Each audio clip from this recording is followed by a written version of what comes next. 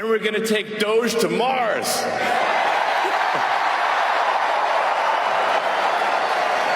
I mean, can you imagine how awesome it will be to have American astronauts plant the flag on another planet for the first time? Bam!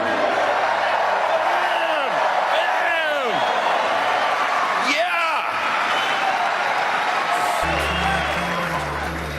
How inspiring would that be?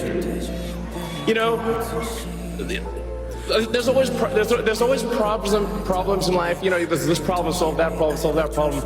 But you know, there need to be things that inspire you. There need to be things that make you glad to wake up in the morning and say, I'm looking forward to the future.